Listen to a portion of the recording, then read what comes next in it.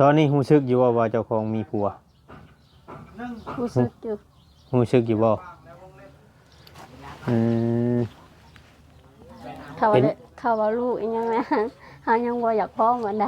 หากแต่ว่าตัวนี้นะกูมือนี่นะรู้สึกอยู่ว่าตัวเองมีผัวแล้วบ่ได้เคยโทรเด่นกับคนอื่นบ่นอกจากเราเนี่ยบ่เคยโทรเด่นไผบ่เฮามีโทรศัพท์รุ่นเดียวเนาะหักอยู่บ่หักเรานี่หักอยู่บ่ก็หักรู้แต่ก็อย่าเว้าก็ว่าละไผกินเงินกินคำก็บ่ต้องเว้ามีแต่ว่าบ่อยากให้เว้าตัวนี้แม่นแล้วก็บ่ผิดเลวกันให้มันถูกต้องกันนะแบบนั้นหั่นนะให้ปรับความเข้าใจกันแม่นเฮาแบบตนชีวิตเฮาพอจักญาติน้อยนึงหัวใจเฮาพอมันวายหั่นน่ะแบบนะมันเต้นแฮงหั่นน่ะในเฮาอยากญาติเนาะตอนหัวใจเจ้ามันบ่แม่นเต้นแฮงเจ้าขี่รถนะจะไปเจ้าขี่รถใหญ่บ่เฮาแบบเฮาญาติแล้วตนชีวิตเวลาจะอยู่นำกันกับเรานั้นแม่นเจ้าชันญาติตนชีวิตหั่นญาติเรามือทมิดบ่แม่นตนชีวิตนี่แหละตอนเอากันนี่ตอนเอากันไม่แม่นตอนแต่งตอนยังหั่นเนี่ยเจ้าเลยจ้านเนาะชันเลยแม่นบ่ง่ายว่าเฮาก็เลยเฮาก็นั่งอยู่ในตารางในเฮาญาติเนาะเฮาคนญาติเจ้าบ่กล้าขึ้นเทิงบ่เราขึ้นก่อนเฮาบ่กล้าแล้วตอนนบิด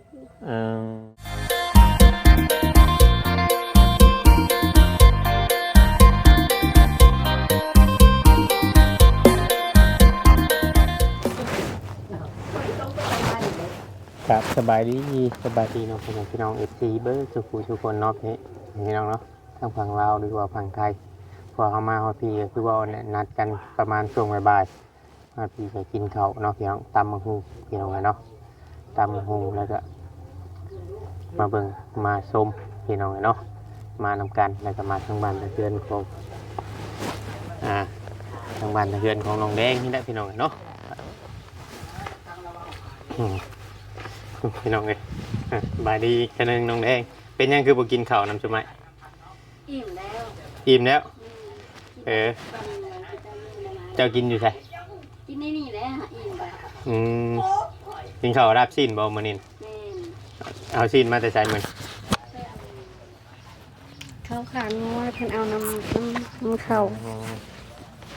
คือว่าสมมติว่าคือทางทีมอ้ายเข้ามานี่อยากมาถ่ายอยากมาเด่นมายังได้เนาะได้คือทางเอาทางอาบ่อยเนี่ยเนาะเพิ่มได้หามเนาะมาเด่นมาหัวมันจังดึงเคยกันบ่อยง่ายจ้ะพี่น้องกันเนาะเราคิดใหม่แล้วก็เราบ่ได้นั่นหรอกเพราะว่าตอนเด็กๆก็เราอาจจะยันความบุญวายเนาะมาได้ม่วนอยู่บ่สมัยมาหาหวานโยเพราะว่าทางเฮาก็เข้ามาเยี่ยมมายามเพิ่นได้พี่น้องกันเนาะอยากให้ฮู้FCหลายๆคนเพิ่นก็คิดฮอดได้น้องเด้เจ้ายังจื้ออยู่บ่ว่ามีคลิปเก่าคลิปหยังเจ้าเคยพรเคยหยังจื้ออยู่บ่จื้อบ่เบิ่งข่อยจะให้เบิ่งเจ้ามึงข่อยให้เบิ่งได้ซะเด้อเบิ่งทวนความจำน้องแดงก่อนเพราะว่าตะกี้แต่ก่อนมันก็คือว่าแน่พี่น้องเนาะมันก็โดนมาได้เพราะว่าเฮาก็ได้เทื่ออะไรที่เด็กบางทีมันก็ลืมน้ำพี่น้องความคุ้นเคยน้องแดงนี่นอกจากคนแบบเข้ามาเคยดึงเคยอย่างนั้นนะ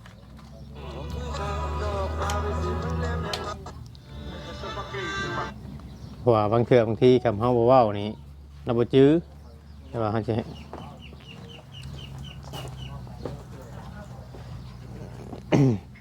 น้ำบุจือเลยนังเทียบางทีอาจจื้ออาจบ่จื้อบ่เล่นนี่จื้ออยู่บ่เจ้าว่าเจ้าตอนนี้จื้ออยู่ฮะจื้อตอนเจ้ากำลังงานลังใหม่ๆนะว่านแม่นเธอจื้ออยู่บ่เพิ่มมา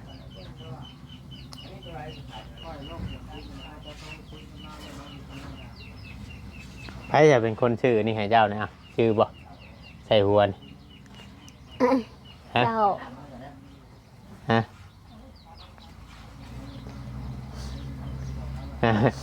ชื่อบ่ คิดว่าออก นทั้งอันอ่าทั้งเอื้อยไปยังแหละพี่น้องเนาะผมยังอีกลืมเนี่ยทั้งเอื้อยเย้าแต่ว่าถ้าสำหรับน้องแดงนี่เอิ้นเมย์เย้าน้องเพียงเนาะเพิ่นให้ชื่อตัวนี้ได้จ้ะชื่อบ่เพิ่นชื่อให้นี่อยู่ชายเดือนนี่นะอยู่ชายเดือนตัวนี้เนาะ เลย ไผชื่อให้ ว่าชื่อกัน บ่ชื่อบ่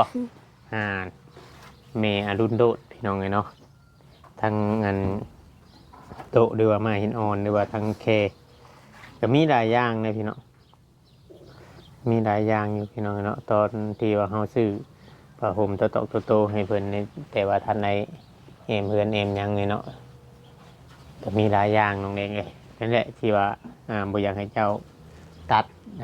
จากทางผู้รักผู้ใหญ่ผู้เพิ่นฮักเพิ่นแพงผู้เพิ่นฮักเพิ่นแพงเจ้านี่ก็หลายด้วยชุมอายนี่ก็ตามไทยตามข่าว ตามไทยตามข่าวเพราะว่าเฮากับบ่ฮู้ว่าเรื่องราวมันเป็นแบบไร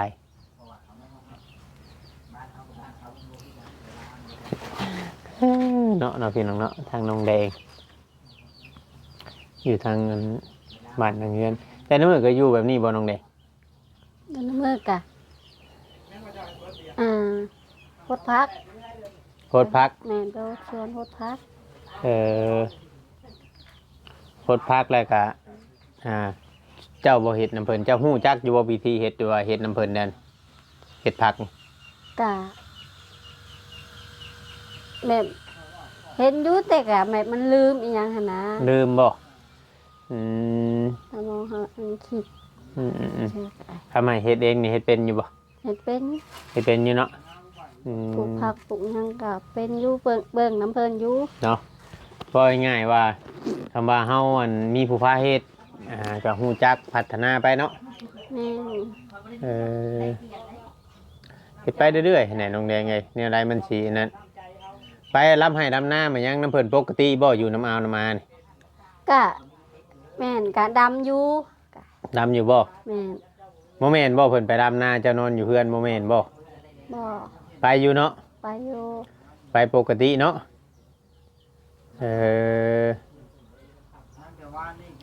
มีแต่ว่าเฮาอยากให้ทั้งอ้ายนี่อยากให้เจ้านะคุยกันกับมันทางผัวเด้อบ่อยากให้ป้าห่างกันเด้อคุยกันจะดีแต่บ่แม่นว่าเพิ่นอยากเพิ่นสิคุยไปทางนั้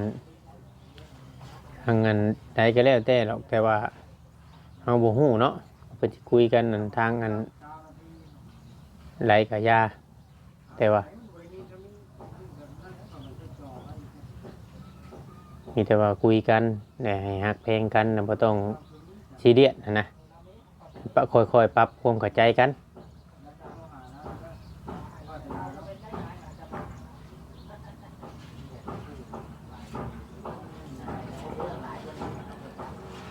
เพราะว่ามันก็หลายเรื่องนั่นแหละพี่น้องเนาะแต่ทางเฮาก็อยากให้ทางน้องแดงนี่ปรับความเข้าใจกันว่านั่นคือก็จะว่าเพิ่นโทรมาอยู่บ่อยากจะว่าเพิ่นบ่โทรมา บ่เพิ่นบ่ได้โทรมา ฮะ เพิ่นบ่ได้โทร บ่โทรบ่ บ่ ช่วงที่โทรมาถ้ามันเกิดเรื่องแบบนี้ช่วงที่โทรมาหาเจ้า บ่นะเพิ่นบ่โทรมาดอก เป็นหยังคือบ่โทรมาเจ้าคิด มันเกิดเรื่องสิแล้วยันเราบ่กล้าโทรมาหั่นบ่จัก เดาย่านบ่คือนี่ได ย้อนว่าอ่านสิย้านแล้วเราจังบ่โทรมาหาเมียเรา บ่จักความสิว่าน้องแดงเนาะ ด้วย มันสิอันเป็นครอบเป็นครัวบ่สถาสมุนเฮาบ่อันนั้นนี่เจ้าอยากได้ลูกอยู่บ่ฮะ อืม เป็นหยังคือบ่อยากได้ลูก ว่าอยากได้ ฮะเจ้าคิดว่าเจ้าสิเอาลูกอยู่บ่ต่อไป บ่ ใครสิเบิ่งเจ้าบัดเจ้าเฒ่าเอา เอาบ่เอา ฮะ อันยังบ่อยากเอา บ่อยากเอาบ่ได้โตไปนะบัดเจ้าอายุหลายกว่านี้นะสิเอาอยู่บ่ เฮิงไว้ฮู้กะไทย เพิ่งไปก่อน แม่น อืมตอนที่อันเจ้ามาอยู่กับเราเนี่ยเจ้ากินยาบ่คือจักยา เฮาบ่ได้กินยาหยัง บ่ อืม อันบ่ท้อง บ่ เออ เฮาบ่ได้กินยาคุมยากินเฮาบ่ได้กินปะเลย อืมว่าง่ายๆว่าต้องเชื่อร่างกายเฮาแบบเฮาจอยเฮายังนึงเดือมันอาจจะมีลูกเนี้ย แม่น เฮาต้องฟื้นฟูตัวเองกว่านี้ก่อน แต่นั่นแหละท่านจะว่ายังบ่อยากได้ฟังมึงก่อนให้มันนั่นก่อน เพราะเอาเนาะน้องแดงเนาะ แม่นอยู่เฮิงๆกันก่อน อยู่ให้ฮู้จักกว่านี้ก่อน แม่น ตอนนี้ฮู้สึกอยู่ว่าเจ้าของมีผัว รู้สึกอยู่ ฮู้สึกอยู่บ่อืม เขาว่าเขาว่าลูกอีหยังแม่เฮายังบ่อยากพ้อมอันใด หากแต่ว่าตัวนี้นะกูมือนี่นะฮู้สึกอยู่ว่าตัวเองมีผัวแล้วบ่ได้เคยโทรเด่นกับหมู่คนอื่นบ่ บ่ นอกจากเราเนี่ยบ่เคยโทรเด่นไผบ่เออ เฮามีโทรศัพท์รุ่นเดียวเนาะ หักอยู่บ่หักเรานี่หักอยู่บ่ ก็หักรู้แต่ก็อย่าเว้าอย่าเว้าก็ว่าว่าละไผกินเงินกินคำก็บ่ต้องเว้า มีแต่ว่าบ่อยากให้เว้าตัวนี้ แม่นแล้วก็บ่ผิดเลวกันให้มันถูกต้องกันหั่นนะแบบนั้นหั่นนะ ให้ปรับความเข้าใจกัน แม่นเฮาก็ปวดหัวเฮาก็สิเป็นบ้าเลย ปวดหัวว่าจะเบิ่งคลิปนี่ อืม จะเบิ่งคลิปอ้ายบ่วาน แม่น จะเบิ่งคลิปแล้วเจ้าเลยโทรให้อาโทรไป แม่น เจ้าบ่มีเฟซอ้ายบ่เฟซเจ้าชื่อในเฟซเจ้า ชื่อหูหมา พูดมา ชื่อได้จ้ะพูดมานะชื่อนี่แหละ เล็กน้อย เด็กน้อยคือเอาตัวลาวตัวไทย ตัวลาว แต่ก็มี FC โทรเด่นนำอยู่บ่ ก็บ่ได้มีเฮา บ่ได้มีไผบ่ บ่ อืม เฮายังบ่ฮู้จักเด้ อืม เราต่างเพศเฮาบ่ได้เป็นคนต่าง อืมเอออืมมันจะคนสิว่าน้องแดงเนาะมีแต่ว่าให้เราอันปรับนั่นไหมและไอ้ก็ถ้าเราโทรมาก็ไอ้ก็สิบอกเรานั่นนี่เนาะเพื่อไอ้ก็บ่อยากให้ผิดกันนั่นแหละคือว่านั่นแหละ ก็บอกกันตามตรงน่ะนะแบบก็โทรหาระบ่าวเฮาก็ว่านั่นนี่นั่นหั่นแหละ เอาไอ้สิขอถามเจ้าอีกเท่านึงสมมติว่าอันเราอยากให้อันเจ้าเมื่ออยู่พุ่นนี่เราสิเฮ็ดเฮือนเห็นยังอยู่คือไอ้คือเว้านี่เฮ็ดเฮือนเห็นยังอยู่ปกตินี่เจ้าสิเมื่อบ่เราเฮ็ดอยู่แบบฮักแพงกันแบบผัวเมียกันจำดีช่างครอบช่างครัว เจ้าก็แต่งแดงแต่งง่ายให้เรากินเฮ็ดกับข้าวกับน้ำอยู่นำกันจำดีนี่ ค่ะว่าอันเขาเว้าไปซื่อๆเนี่ยเฮาบ่เชื่อ อ๋อ เขาว่าเว้าอีหลีแบบเฮ็ดอีหลีเนี่ยให้มันได้ซะก่อนจังเว้า อ๋อสมมติว่ามีYouTube เราฝากเงินมาให้ YouTube ผู้ใดผู้หนึงนี่เฮ็ดให้เจ้า แม่น หรือว่า ซื้อรถซื้อรางป้าไว้ก่อนน่ะยังว่ายังพอว่า อ๋อ บัดบางเทื่อเฮาบัดเมื่อได้สมุดว่า หรื เนาะ อว่าเราฝากมาให้ YouTube เป็นสะพานบุญ YouTube พาเฮ็ดหรือว่านั่นนั่นนี่เจ้าเชื่อคือที่เคยผ่านมาเนาะ แม่น แบบมาเนี่ยเฮ็ดเนี่ย สมุดว่าให้เฮาเมื่อปั๊บนี่เฮาสิไปอยู่ใช้สมุดซื่อดอก อืม อันนี้น่ะเว้าเลยเว้าซื่อเว้ามันเฮ็ดบ่ได้แหละบ่ต้องเว้าก็เฮ็ดได้แหละจังเว้า คำมาได้อาบน้ำอาบไหนได้ขึ้นไปนอนอยู่นี้เจ้าน่ะ แม่น นอนอยู่ทางเรือนนี้ แม่น ห้องไผจะนี่คือช่องห้อง อันห้องเฮาห้องเดียวนี่แหละค่ะพักประตูอัน เฮ็ดประตูช่องอัน แม่นอันพักประตูตัวนั้นอะตู้เข่าอันพักประตูอาดไป โอ้เฮ็ดประตูช่องอัน แม่น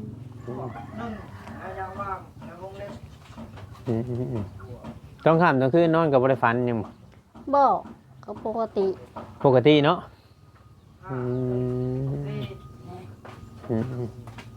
ก็คือว่าเนี่ยพี่น้องไงเนาะเราก็อยู่เราก็มีความสุขของเราถ้าว่าเราบ่มีความสุขเราจะอยู่บ่ได้ดอกมาฮอด2 ปี3 ปี2 ปีว่าง่ายใช่ แม่น 2 ปีแล้วจะมาพี่เนาะ2 ปีเพราะว่ามันบ่ได้นั่นบ่ได้เมื่อกับเมื่ออยู่เมื่อเยี่ยมเมื่อยามเมื่อนั่นนี่เด็กน้อยเมื่อเอาเข่าน้ำญาติพี่น้องอยู่ทางนั้นผู้เพิ่นเห็นหน้าผู้เพิ่นเห็นหน้าน้องแดงทั้งป้าบ่แม่น แม่เจ้าเป็นน้องดาหมู่บ่ร้อยเนาะบ่ร้อยเป็นน้องดาเนาะ เลย วันเกิดเจ้าบ่ร้อยมาบ่ มาเบิดกูคนบ่ แม่นน้องแพรวก็มาเนาะโรงแรมก็มา ค่าว่าเพิ่นไปเปิดห้องน้ำห้องหยังอยู่ใกล้เฮือนเจ้านี่ถ้ามีคนไปเปิดโรงงานโรงหยังโรงงานน้ำมายังอยู่เฮือนเจ้านี่นั่นบ่ นี่ เคยเมื่อยอยู่บ่ ก็เคยมาอยู่ เคยเมื่อยอยู่อืมอืม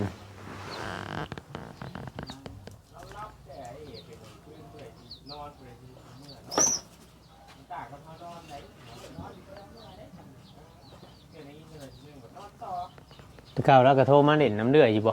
ทางปวน แม่นโทรมาโทรมา ข้ามีเรื่องนี่บ่ค่อยโทร แม่น เจ้าบ่ฮับบ่คือเราบ่ฮับ กะเราโทรมาเขาก็หับอยู่ เราว่าเจ้าบ่ฮับเราว่า หับ ฮะ หับ บัดนั่นสิอันวางโทรศัพท์กันน่ะเฮ็ดอะไรจุบๆกันอยู่บ่ ฮะ กะแม่น เราก็จุบๆอยู่เออ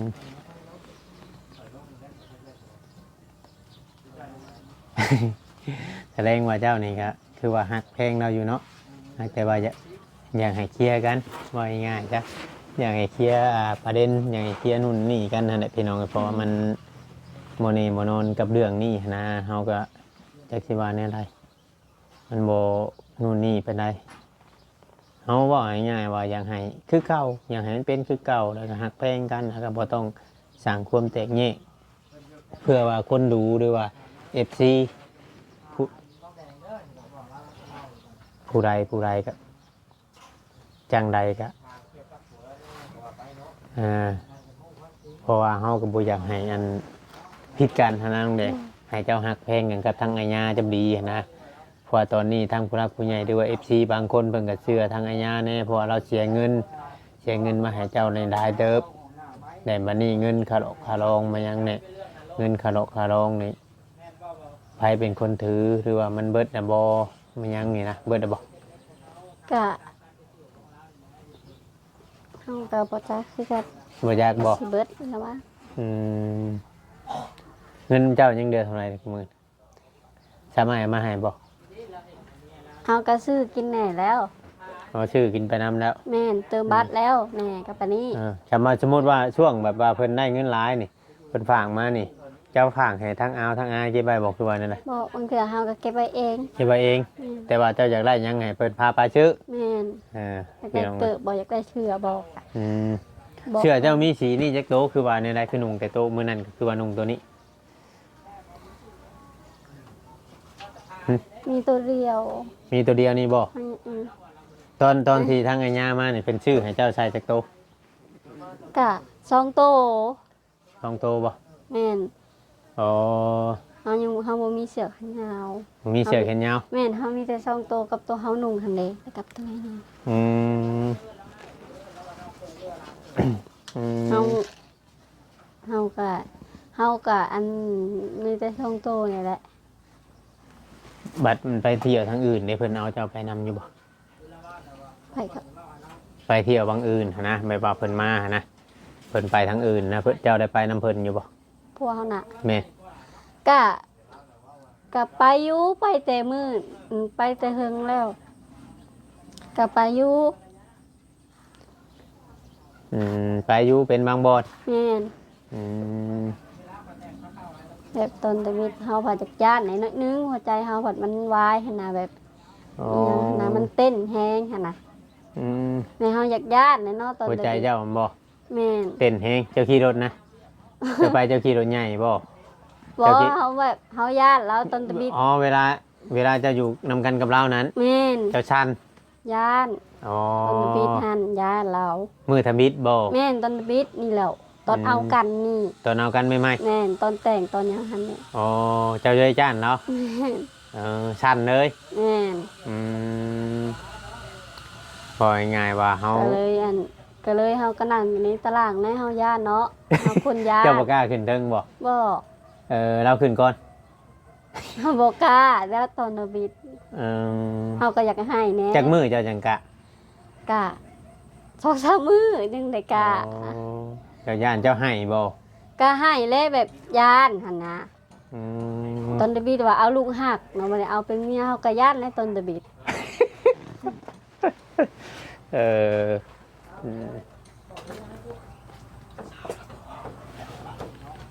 อืมเอาพี่น้องไงเนาะก็คือว่าเนาะพอแผ่เนาะแต่มันได้เรื่องมีแต่อยากให้ปรับความเข้าใจกันในไรจะหักจะแพงกันเนี่ยน้องแดงไง เฮ็ดเอาน้อง เฮ็ดเอาการ เพราะว่า เป็นพวง เพิ่น แม่นเรื่องง่ายได้ เพิ่นเพิ่นแพงแต่ก็มี FC ผู้ฮักผู้แพงหลายแล้วก็เฮาก็อยากให้ถูกต้องปรองรองกัน แม่น บ่ต้องคิดอย่างไรเนาะ แม่น ต้องกินอย่างไรแล้วก็เราโทรมาอ้ายก็สิบอกเราว่าให้โทรมาหาเจ้าแล้วก็คุยกันตรงๆบัดนี้อ้ายสิบ่เอาคลิปอีกกับเราโทรมาน่ะ โทษหาระบ่าวเฮา แม่ มันขากอันหยังกัน เอ้า หา โทรมาหาเจ้าก็ซ้ำโทรกับหน้าบ่าวเจ้าได้มันอยู่เฮือนใกล้กันโทรมาเจ้าก็ไปให้เราเว้า อืม ดังเทื่อเราบ่อยากโทรเข้าเบอร์หน้าบ่าวก็ มีหยังก็คุยกันค เอ อย อ คุยบอกคอยจากัน โทรมาแล้วก็เอิ้นเพิ่นมาคุยกันเด้อเจ้าก็บอกทางบ่าวย่านี่ บอกทางอ้ายย่านี่ว่าคุยกับมันอ้ายเด้อคุยกับอ้ายหยัวบ่าวหยัวเด้อคุยกันปรับความเข้าใจกันเพราะว่าตอนนี้น่ะทางน้องนำบ่อยากให้เจ้าเอิ้นน้องบ่คือเอิ้นหยัง เพิ่น เจ้าน่ะเอิ้นก็บอกกับเพิ่นน่ะ น้องบ่ เจ้าเอิ้นนี่ล่ะเจ้ากับเพิ่นเอิ้นกับบ่าวย่าน่ะ อ้าย เจ้าเอิ้นอ้ายบ่ แม่ เจ้าก็เป็นน้อง อ่า ทางน้องนี่บ่อยากให้มันวุ่นวายแต่ก็บ่อยากให้มีความเถียงกัน แม่นแต่ เจ้าก็บอกเรา แต่เราผัดบอกคุยได้ แล้วบ่คุย บอกเราญาติเหรอวะ บ่เร ย่านหยัง เอากะ เอาคุยกับเจ้า เจ้าของใจตัวใดกะคุยกับเพิ่นนั่นแหละคุย บอกไปเพิ่นน่ะบ่คุยกับผู้นี้หั่นนะ อันแรกยังอยากให้เจ้าอันนั้นน่ะเนาะ แม่นกูเจ้าเป็นเมียเจ้าก็ถาม อืม ถามผัวว่าเป็นหยังย้อนสาเหตุใดคือบ่อยากคุยแต่เจ้าก็ไปบอกกับเอาว่าเป็นแนวใดคือบ่อยากมันเป็นแนวใดไหนเรื่องเล่าวหั้นนะเจ้าก็อธิบายได้น้อง บัดเฮาจื้อได้บัดเฮาจื้อบ่ได้คือไปสิแหละ เข้าใจดีดอก สามีแต่ว่าพอเพจสิคุยโตบ่ จบคลิปคือการ แต่เฮาสิไปถามทั้งเอาทั้งอาเพิ่นว่าเพิ่นจะอธิบายหยังเพราะว่ามื้อนี้ก็ทั้งเพิ่นก็นัดเฮามาเนาะอาสิบ่มาก็อยากให้มันจบนั่นแหละแต่ว่าสำหรับมาถ่ายน้องแดงนี่มาได้ปกติบ่ได้ว่าหยังมาเด่นมาหัวเนาะน้องแดงเนาะ มันกินตำหุงจนอิ่ม บ่เป็นหยังพี่น้องเอ้ยฮักเพลงกันคือเก่าคือเว้าหั่นแหละคือตะกี้แต่ก่อนก็น้องแดงนี่ก็มีแม่ฮักแม่เพลงก็หลายคนอยู่ให้ชื่อนั้นชื่อนี้ให้คือว่าบ่มีแต่อาญาดอกเพิ่นก็อันนั้นอยู่แต่ว่ามันนี่มันเกิดเรื่องบาดหมางกันเนี่ยมันก็อาจสิจางๆหายไปเพราะว่าเฮาบ่ได้ถ่ายน้องแดงนี่ก็โดนเติมน้องแดงเนาะ เฮาก็บ่ได้เข้ากล้องไปเลยอยากอายนิดนึง ยังอายบ่ถามมาดึงมาหยังแล้วจังน้อยเจ้าก็สิฟ้อนคือเก่าหั่นแหละสิกองสิฟ้อนอยู่บ่ บ่มีหมวก มื้องานแต่งมีตู้บ่งานตู้บ่ จะไหนคือ แน่ คือชวนอ้ายในงานแต่งน่ะ เอาบางเทื่อเฮาก็เอาบัดเฮาบ่เอาแน่ก็ปานนี้ เจ้ายังตัดสินใจบ่แน่บ่นอน แม่นตอนนั้นน่ะ บ่ชวนอ้ายเลย เอาๆ จะ ไป บ่พอน่ะบางเทื่อเฮาว่าเอาแน่บัดบ่เอาแน่เฮาก็ได้ ยังกำกำกึ่งๆอยู่นะพ่อแพทย์เอาบ่ว่า บ่ว่าหยังกันสู้ๆพี่น้องอยู่ดีมีแฮงน้องแดงไงฮักแฟนเก่าสบายดี สู้ๆ